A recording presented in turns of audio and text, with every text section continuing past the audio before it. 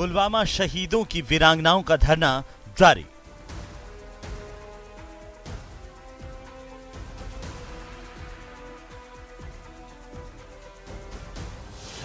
BJP सांसद doctor Kirodilal Meena के नेतृत्व में धरना जारी। अंतिम लड़ाई लड़ेंगे, अंतिम सांस तक लड़ेंगे। वीरांगनाओं के लिए लड़ाई नहीं लड़ेंगे तो फिर हमारी राजनीति का कोई मतलब नहीं है। तमाम वार्ताओं के बावजूद गतिरोध बरकरार। आज उनकी एक मांग है कि मेरा बच्चा बहुत छोटा है, इसलिए मेरे भतीजे को नौकरी दी जाए। इस मांग में कहीं जाए नहीं। इसी राजस्थान में राजस्थान की सरकार ने एक नहीं कई ऐसी नौकरियां हैं जहां देवर को दी होगी, भतीजे को दी होगी। सरकार का जवाब, कई मांगे प्रावधानों में नहीं। वीरांगनाओं से बात हुई, लगभग मांगों पर सहमति है, लगभग 99.9 मांगों। सीएम का आरोप, राजनीतिक रोटियां सेकने के लिए वीरांगनाओं का इस्तेमाल।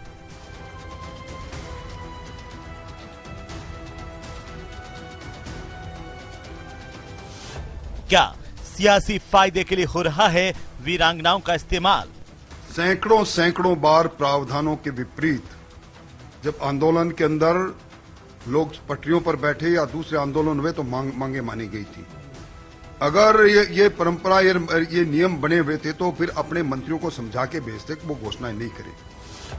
शहादत पर सियासत।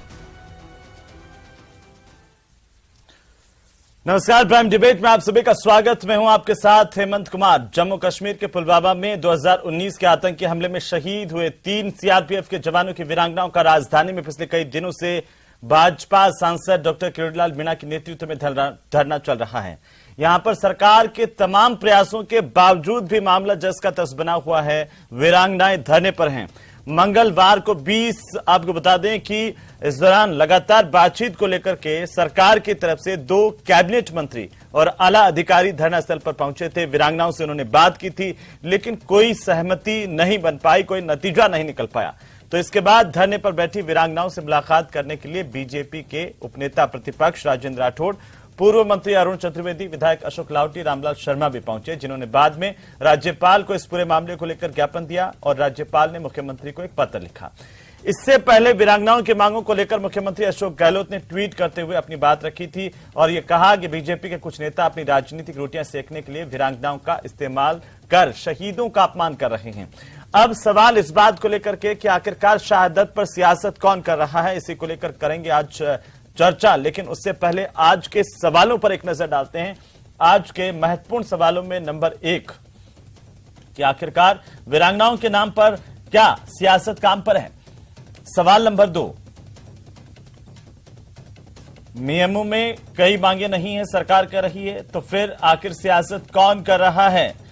सवाल नंबर 3, कैसे गतिरोध इस पूरे मामले को लेकर के जो लगातार चला रहा है वो खत्म होगा। इन्हीं सवालों के इर्द गिर्द आज की चर्चा होगी और चर्चा पर चलें उससे पहले आज के मेहमान हमारे साथ जुड़ चुके हैं, उनसे मैं आपका परिचय करवा दूं। हमारे साथ पंकज मीणा भारतीय जनता पार्टी के नेता जुड़ चुके हैं, साथ ही आरसी चौधरी हमारे साथ हैं, कांग्रेस पार्टी के नेता, निरंजन पोद्दार वरिष्ठ पत्रकार के तौर पर हमारे साथ हैं। आप सभी का बहुत स्वागत है और सबसे पहले आज शुरुआत करेंगे पंकज मीणा जी आपसे। जब मुख्यमंत्री कह चुके हैं कि राज्य सरकार की तरफ से जो सहायताएं दी जानी चाहिए शहीदों के परिवार वालों को वो दी जा चुकी हैं और उन्होंने ये भी कहा कि अगर इस तरह से नियमों के विपरीत देवर को नौकरी दी जाती है तो उन बच्चों का क्या होगा जो शहीद के बच्चे हैं, उनके साथ क्या ये अन्याय नहीं होगा। सरकार जब स्पष्ट कर चुकी है तो आखिर ये स्थितियां क्यों हैं वीरांगनाओं को लेकर के। और आप पर यह भी आरोप है कि आप सिर्फ अपनी सियासत चमकाने के लिए वीरांगनाओं के नाम पर राजनीति कर रहे हैं। देखिए, धरना वीरांगनाओं का चल रहा है और वीरांगनाओं के धरने के समर्थन में भारतीय जनता पार्टी के नेता बैठे हैं। तो ये तो कहना केवल विषय का डाइवर्जन करना है कि भाई हम सियासी रोटी सेक रहे हैं, और हम कोई सियासी रोटी सेकना नहीं चाहते। हम वीरांगनाओं को सम्मान देना चाहते हैं, जिन्होंने देश के लिए अपना बलिदान दिया, उन शहीदों को सम्मान देना चाहते हैं। तो इसमें आपको कहाँ अड़चन है और कौन से नियम कायदे की बात कर रहे हो आप? जबरदस्ती के नियम कायदे निकाल के ले आते हो। अगर आपको नियम कायदों की इतनी चिंता है तो नियम कायदे बनाने वाले भी आप हो ना, नियम कायदे बदल दो, कहाँ दिक्कत आ रही है। और कोई लंबी चौड़ी मांग थोड़ी कर रहे हो आपसे, वो आपसे सिंपल सी बात कर रहे हैं कि एक नियमानुसार एक स्कूल का नामकरण किया जाता है शहीद के नाम पे। तो आपने स्कूल का नाम नहीं किया तो कॉलेज का कर दीजिए, कहाँ दिक्कत आ रही है। 2019 से लेके 2023 तक 4 साल के अंदर आप ये निर्णय नहीं कर पाते कि भाई स्कूल का नाम नहीं कर सकते इसलिए हम कॉलेज का कर दे। कहां समस्या मुझे बताइए। और वीरांगना आपसे कोई एक पैसा मांग नहीं रही है, वो कह रही है कि हमारे पति ने शहीद हुए हैं तो उनकी मूर्ति चौराहे पे लगा दीजिए। आपको मूर्ति चौराहे पे लगाने में दिक्कत है आप, लेकिन सरकार ने तो कहा है ना पंकज जी, सरकार ने तो कहा है कि 2 मूर्तियां शहीद हेमराज की लगा चुकी है सरकार, और पूरे देश भर में सबसे बड़ा पैकेज राजस्थान की सरकार शहीदों के परिवार वालों को देती है। नहीं देखिए, ये कोई पीठ थपथपाने का मामला नहीं होता कि देश का सबसे बड़ा पैकेज, ये कोई पीठ थपथपाने का मामला नहीं होता। आप तो कांग्रेस सरकार तो इस प्रकार के कुकर्म कर रही है कि वो भरतपुर के अंदर जिसके ऊपर 302 के हत्या के मुकदमे दर्ज है, जिसको जो सीधा एक वो क्या गो हत्यारा है, गो का तस्कर है, रजिस्टर्ड गो तस्कर है, आप तो उसको जाके पैसा दिया है।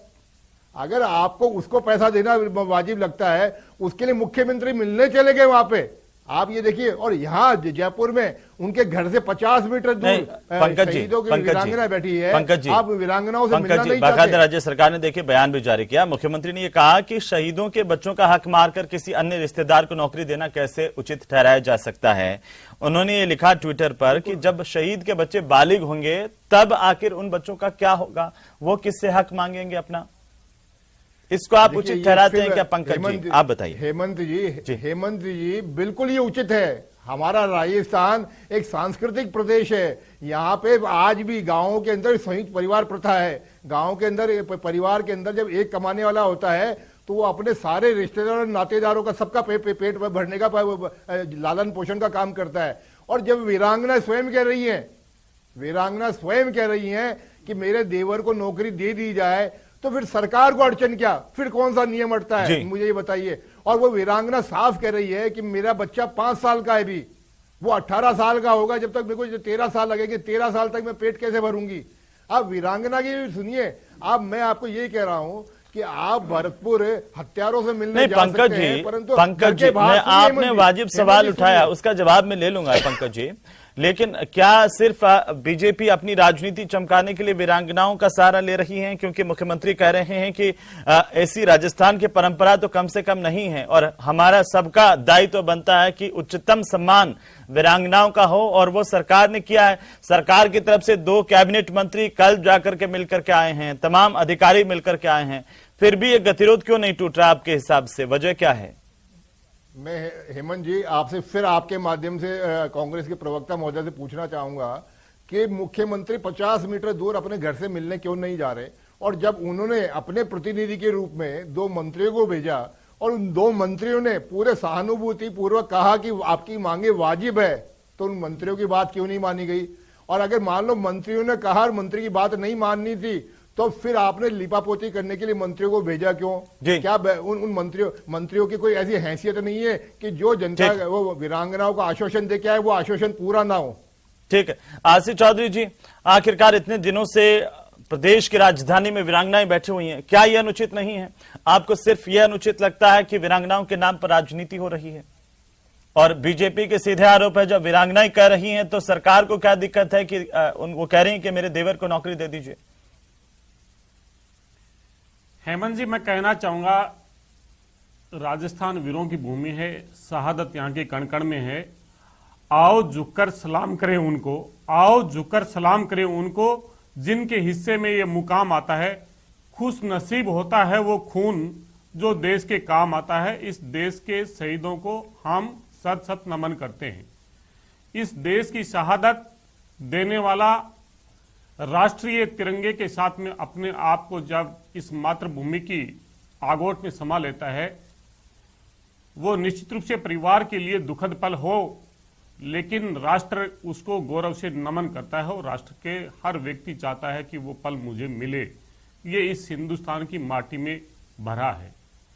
दुर्भाग्य है इस देश के सैनिकों ने आजादी से पहले भी, द्वितीय विश्व युद्ध में, आजादी के बाद भी जब जब आक्रांताओं ने हमारी सर्वभूमि की तरफ आंख उठाने का प्रयास किया, तब तक उन्होंने अपने इस राष्ट्र के लिए सर्वस्व न्यौछावर किया।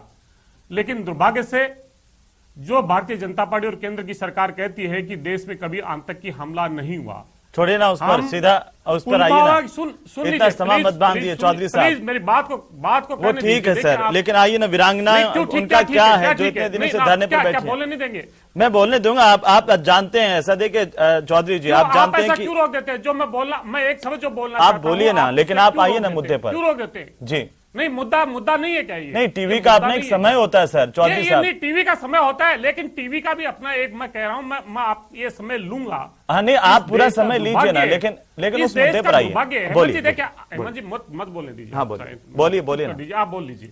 नहीं बोलिए ना चौधरी मैं साहब। कह रहा हूं कि इस मुल्क में जब आक्रांताओं से लड़ते लड़ते हमारे सैनिकों ने शहादत दी है, उसने देश पे गर्व किया है, लेकिन दुर्भाग्य से केंद्र के अंदर सरकार थी, हमारे 40 सैनिकों को आरडीएक्स के हमले के द्वारा उनके कॉन्वे को उड़ा दिया जाता है जब वो अपने गंतव्य पे जा रहे हैं। हमारी आज भी उनके प्रति वो दिल में जख्म है। वो और ज्यादा प्राउड महसूस करते जब सरहद पे लड़ते, लेकिन केंद्र की सरकार कहती है कोई आतंकी हमला नहीं हुआ और आतंकी घटना के अंदर अंजाम दिया जाता है। भारतीय जनता पार्टी के नेताओं ने कहा, पुलवामा की घटना के बाद में हम सब ने देखा किस प्रकार से 40 सैनिकों की शहादत को भारतीय जनता पार्टी अपने बैनर पे और चुनावी रण के अंदर लेके गई। आज उसी कड़ी का सिलसिला जारी करते हुए भारतीय जनता पार्टी के एक सांसद आके और इस मांग को उठा रहे हैं। मैं भारतीय जनता पार्टी के नेता जो घड़ियाली आंसू बहा रहे हैं उनसे पूछना चाहता हूं, जिस सरजमी से देश के सर्वोच्च व्यक्ति 56 इंच के सीने वाले प्रधानमंत्री नरेंद्र मोदी जी आते हैं वाराणसी से, उसी पुलवामा की घटना में शहीद हुए राजेश रमेश यादव जी, उनकी वीरांगना ने उनके देवर के लिए, छोटे भाई राजेश यादव के लिए नौकरी चाहिए। भारतीय जनता पार्टी ने दी क्या? मैं पूछना चाहूंगा, यूपी के आगरा के अंदर कौशल कुमार रावत जो उस पुलवामा में शहीद हुए, उसकी वीरांगना को 10 घंटे पुलिस की हिरासत में और कस्टडी में बैठा के रखा गया। ठीक है, वो नैतिकता की बात पूछ रहे हैं। ये अशोक गहलोत जी चौधरी साहब, आपने जो जी चौधरी साहब, कारगिल के शहीदों को देश के अंदर सबसे बड़ा पैकेज अगर कोई दिया तो राजस्थान की सरकार ने दिया। चौधरी साहब देखिए, अब आप जानते हैं कि जो सवाल पूछे जाने चाहिए उनसे, वो भी मैंने पूछे हैं और मैं पूछूंगा भी, लेकिन आपसे क्यों नहीं पूछा जाए कि शहीद जीतराम गुर्जर की जो वीरांगना है, वो कह रहे हैं कि स्मारक बनाने का वादा किया था, उनको स्मारक आज दिनांक तक नहीं बनाया गया। अब बन जाएगा तो क्या हो जाएगा? अगर एक वीरांगना कह रही है कि मेरे देवर को नौकरी दे दी जाए तो क्या हो जाएगा? नियमों में संशोधन तो होता ही रहा है, यही तो बात है, इतनी सी तो बात है। अब आपको इस पर भी दुख होना चाहिए चौधरी साहब की वीरांगनाएं 8 दिन से 10 दिन से धरने पर बैठी हुई हैं। देश जब होली मना रहा है तब भी वो अपने बच्चों के साथ बैठी हुई है राजधानी में खुले आसमान के नीचे। तो अब ये भी तो हमारा हक बनता है कि हम उचित समाधान निकालें। हेमंत जी, जिस सैनिक ने शहादत दे दी अपने छोटे छोटे 9 निहालों को छोड़ के, वो जानते थे कि उसके 9 निहाल होली या किसी दीपावली के उत्सव पे अपने पिता का इंतजार कर रहे होंगे, लेकिन राष्ट्र के लिए उन्होंने सर्वोच्च बलिदान दे दिया। आज उन 9 निहालों के भविष्य को सरकार अंधकार में छोड़ दे और कहे कि आप उसके छोटे भाई को सरकारी नौकरी दे दीजिए। मैं कह रहा हूं केंद्र की सरकार पूरे देश के लिए नियम बना दे और कह दे कि ये जो शहीद के जो बच्चे हैं उनको छोड़ दीजिए, भविष्य के गर्भ में आने वाला समय बताएगा। और इन्होंने कहा शहीद की वीरांगना को देश के अंदर वो राज्य बताए भारतीय जनता पार्टी और डबल इंजन की सरकार जो राजस्थान की पैकेज देती है 50 लाख रुपए। अगर कोई दूसरा इससे बड़ा काम किया तो मध्य प्रदेश के अंदर जो कांग्रेस की सरकार बनी उसने किया था, लेकिन भाजपा बताए कि अग्निवीर योजना लेके आई है। ठीक है पंकज जी, सैनिक शहादत देगा। ठीक है पंकज, ठीक है चौधरी साहब, ठीक है पंकज जी चौधरी जी आपसे ये सवाल पूछ रहे हैं। चौधरी जी आपने सवाल पूछ रहे हैं कि इससे पहले भी जब आपका जहां शासन है वहां पर भी अगर देवर को नौकरी देने की बात आई थी तो आपने दी थी क्या? या राजस्थान में पहले कभी ऐसा हुआ है कि शहीद के परिजनों में देवर को नौकरी दी गई है? आप भी सत्ता में रहे हैं तो क्यों नहीं माना जाए कि आप सिर्फ राजनीति कर रहे हैं? हेमंत जी, मैं एक सामान्य से बात कहना चाहूंगा। पिछले 4.5 साल की आपके चैनल पे जितनी भी डिबेट है आप उठा के देख लीजिए। कांग्रेस अपनी नाकाबिलियत को ढकने के लिए क्या करती है, तुरंत उत्तर प्रदेश का इतिहास ढूंढने जाती है, कभी मध्य प्रदेश का इतिहास ढूंढने जाती है, कभी गुजरात का इतिहास ढूंढने जाती है। अरे भैया राजस्थान के नजीर पेश कीजिए, किसी की शहादत के पीछे खड़े हो जाते हो, शर्म नहीं आती? शहीद के बच्चों को आप कहते हैं कि उनको एक-एक छोड़ करके ना, दीजिए। चौधरी साहब। शर्म नहीं आती आपको? चौधरी साहब। आपको शर्म नहीं आती? आपको आना चाहिए। अगर भारतीय जनता लेकिन पार्टी पंकज जी, जैसे कोई नदी ऐसा के उदाहरण तट है आप क्या? पास में आप भी सत्ता में रहे, कोई ऐसा उदाहरण है क्या आप तक? और मुख्यमंत्री ने पूछा कि अगर ऐसा करते हैं तो बाकी शहीदों के परिजनों के लिहाज से भी क्या ये ठीक होगा क्या? हेमंत जी, मैं एक बार बात पूरी कर लूं। हाँ, आप संक्षेप में पूरी कीजिए, हमारे जल्दी से। आरसी चौधरी साहब उतावले बहुत हो जाते हैं। जल्दी से। देखिए, मैं आपको याद दिलाऊं, शहीद रोहिताश लांबा जी का जब फ्यूनरल हो रहा था तो वहां माननीय कृषि मंत्री लालचंद कटारिया के बाइट आज सबके सामने है, आपके चैनल के पास में भी है। हाँ। उन्होंने कहा था कि अगर परिवार चाहेगा, वीरांगना चाहेगी तो देवर को नौकरी दे दी जाएगी। ये उसको कहते मतलब कृषि मंत्री जो आज भी कृषि मंत्री है, उनका बयान है। और मैं 3 साल पहले नहीं जाना चाहता, कल हमारे प्रताप सिंह जी खाचरियावास ये बात बोल के आए हैं कि हाँ, हमको कोई दिक्कत नहीं है। तो आपको देने में दिक्कत क्या है ये बताइए ना। ठीक है, आप इधर उधर ठीक है, मैं आता हूं, मैं वापस आ जाऊंगा आप दोनों के पास। मैं आता हूं, चौधरी साहब आपके पास भी आता हूं। एक टिप्पणी पोद्दार साहब, आपको लगता है कि कौन राजनीति कर रहा है, कौन सियासत कर रहा है, कौन नहीं कर रहा है? ये जो तमाम परिस्थितियां इनके बीच में, मुख्यमंत्री स्पष्ट कर चुके हैं, राज्य सरकार स्पष्ट कर चुकी है, लेकिन फिर भी वीरांगनाएं तो धरने पर बैठी हुई हैं। देखिए हेमंत जी, बहुत ही दुर्भाग्यपूर्ण है और बहुत ही वेदनादायक है कि जब इस देश का शहीद सैनिक, या यूं कहूं कि जिसने अपना सर्वस्व बलिदान किया, उसके परिवार को अगर आज मान लीजिए अपनी आजीविका के लिए या अपने भविष्य के लिए अगर संघर्ष करना पड़े, धरने पर बैठना पड़े, तो मेरा यह मानना है कि ये किसी भी राजनीतिक पार्टी के लिए, मैं इसके अंदर कांग्रेस और भारतीय जनता पार्टी या इस प्रकार या उस प्रकार की बात नहीं करूंगा हेमंत जी। मैं तो यहां पे ये कहूंगा कि पूरे प्रदेश के लिए और पूरे देश के लिए शर्मसार करने वाला क्षण है। क्योंकि देखिए ऐसा है, आप नौकरी देंगे नहीं देंगे, आप उनको वीरांगनाओं को क्या करेंगे, लेकिन एक संवेदनशीलता से आप उनसे बात तो कर सकते हैं, आप उनको बुला करके आप उनको ढांढस तो बंधा सकते हैं। और ऐसा कुछ नहीं है कि भाई आज तक ऐसी चीजें नहीं होती आई हैं, आज तक बहुत सारी चीजें हैं जो मैं सिलसिलेवार अगर आप कहेंगे तो मैं गिनाना चालू कर दूंगा हेमंत जी। जब कानून और व्यवस्थाओं से परे जाकर के सरकारों ने लोगों को राहत दी है, लोगों के लिए लोगों ने अपने राहत पैकेज घोषित किए हैं, तो अब क्यों नहीं हो सकता? एक बात। दूसरी बात, देखिए इसके अंदर भारतीय जनता पार्टी और कांग्रेस की बात नहीं है, यहां पे मैं किसी पार्टी या किसी दल की बात नहीं करूंगा। दिल्ली एक केंद्र शासित प्रदेश है हेमंत जी, लेकिन वहां पे जब कोई सैनिक शहीद होकर के उसका जब पार्थिव शरीर आता है तो यहां का मुख्यमंत्री 1 करोड़ रुपया उसको तुरंत प्रभाव से देने जाता है। तो कम से कम उसके जो उसका सर्वस्व बलिदान हुआ है उसका तो हेमंत जी भरपाई नहीं हो सकती, लेकिन जो पीछे उसके जो परिजन हैं उनको कम से कम एक राहत मिलती है, उस टाइम घाव पे एक मरहम लगती है।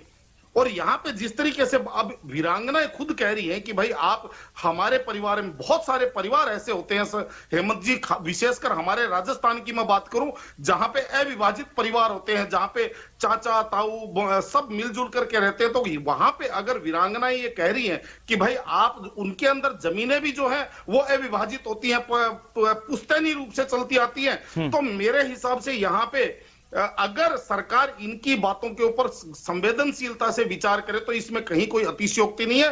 ठीक है, सीधी सी बात, मैं तब इस चीज को और ज्यादा आश्चर्यचकित होता हूं कि जब ऐसे विषय के ऊपर, और खासकर विशेषकर अशोक गहलोत जी जैसे संवेदनशील मुख्यमंत्री के, ठीक है, लेकिन आज पोद्दार साहब, हमने सवाल पूछा था दर्शकों से कि सियासी फायदे के लिए वीरांगनाओं का इस्तेमाल करने का क्या आरोप सही है। 76% लोगों ने कहा कि हां, अपनी सियासत के फायदे को लेकर के नेता वीरांगनाओं का इस्तेमाल कर रहे हैं, और 24% ने माना कि ऐसा नहीं है। अब मैं इस पर भी आता हूं, लेकिन एक टिप्पणी चाहता हूं। सबसे पहले चौधरी साहब आपसे टिप्पणी चाहता हूं, क्योंकि ये बात उठ करके सामने आई है कि कहीं आप अपने सियासी फायदे के लिए भी तो 2-2 नौकरियां दे रहे हैं, आउटराइट जाकर के कई बार हो रहा है, तो आखिर इन वीरांगनाओं के मामले में क्यों नहीं? और जब खुद आपकी पार्टी के नेता कह चुके हैं, कैबिनेट मंत्री कह चुके हैं, सचिन पायलट कह चुके हैं ये बात कि आउटराइट जाकर के भी सरकार को करना पड़े तो करना चाहिए, प्रताप सिंह खाचरियावास कह चुके हैं, और शकुंतला रावत गई हैं, उन्होंने कहा कि सरकार भी संवेदनशीलता के साथ विचार करें। बात कहां पर अटकी? आपको नहीं लगता कि अब आगे बढ़कर के पहल करनी होगी? बहुत दिन हो गए हैं। देखिए हेमंत जी, मैं कहना चाहूंगा, आपने जिन नेता का जिक्र किया सचिन पायलट जी, उनके कंधों पे उस राष्ट्र का अशोक स्तंभ है, उनके शरीर पे उस सेना की वर्दी है, और उनके पिता भी एयरफोर्स के बड़े अधिकारी थे। और वो सैनिक का दर्द जानते हैं, और वो और कांग्रेस के नेता जानते हैं कि किस प्रकार से सरकार के बीच में जनता की मांग को मुखर किया जाए। लेकिन मैं आपसे गुजारिश फिर करना चाहूंगा, एक वीरांगना जिसके 2 बालिकाएं हैं, बेटियां हैं, उनका भविष्य उनके पिता के सपनों के साथ में होता है, आप और हम सब जानते हैं। आज क्या उसके पीछे की मानस दशा है, क्या मानस पटल है? और हम सब ने, मैं उस जगह से आता हूं जहां पे हर तीसरे घर के अंदर कहीं ना कहीं शरीफ की वीरांगना है। राजस्थान की सरकार ने 5 लाख उनके माता पिता के नाम पे एफडी करवाई, जिससे उनका खर्चा चलता रहे। उनके बच्चों के लिए प्रावधान किया ताकि वो राष्ट्र के बलिदान के लिए गौरवशाली महसूस करते हुए एक नजीर पेश करते रहें। जो संस्थानों का नाम करने का हमने लिया ताकि हमारे युवाओं में प्रेरणा पैदा हो, देश के अलग अलग हिस्सों पे नहीं।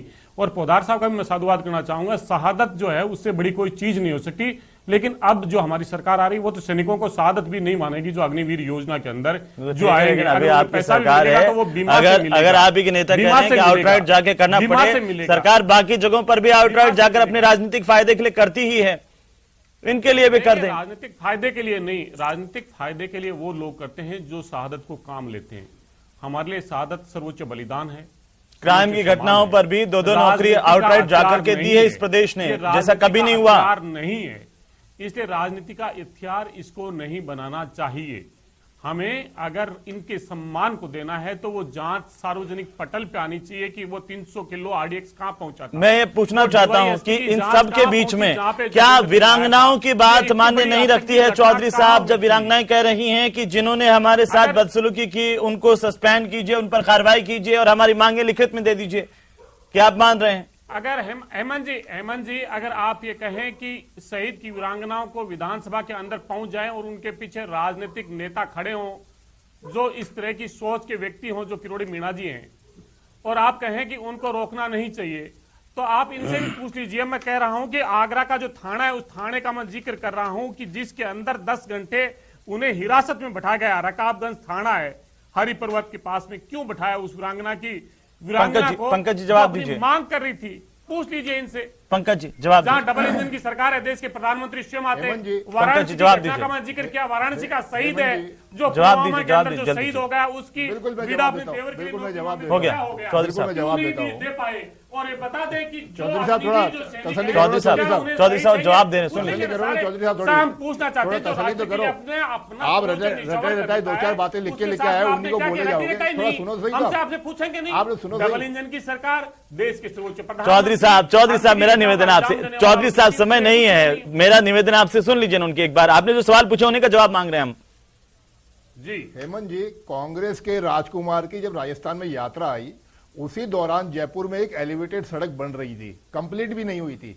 आप ये देखिए, कंप्लीट होने से पहले उसका नाम उस यात्रा के नाम पे रख दिया जाता है, परंतु 4 साल में शहीद पे जवाब दे दीजिए। वो पूछ रहे हैं कि शहीद के परिवार वालों को 1 घंटे तक थाने में बिठाए रखा, तब आपको याद नहीं आया कि अपमान होता है? तो फिर अच्छा, हमारे पूरे राजस्थान ने देखा कि कैसे आप उन 3 वीरांगनाओं के साथ मैंने। लेकिन क्या चौधरी साहब सिर्फ आरोप प्रत्यारोप होते रहेंगे? ये आपकी जिम्मेदारी नहीं है कि सरकार आगे बढ़कर के जाए, और आप अगर बीजेपी पर आरोप लगा रहे हैं तो सबसे पहले तो आप ही को सोचना चाहिए थी कमी कहां है। अगर आप जाकर के बात कर लेते, उनको बुला करके बात कर लेते, मुख्यमंत्री उनको बुला करके बात कर लेते हैं, तो कहां किसी को मौका मिलता है? छोटी सी टिप्पणी है पोद्दार साहब, आखिर में चाहता हूं, उसके बाद खत्म करेंगे। पोद्दार साहब, हेमंत जी एक चीज मुझे बताइए। हेमंत जी देखिए आगरा का उदाहरण देखिए। पंकज जी हो गया, दोनों तरफ से आरोप प्रत्यारोप होते हैं सिर्फ। पोद्दार साहब, क्या इसका नतीजा क्या निकले, कैसे निकले?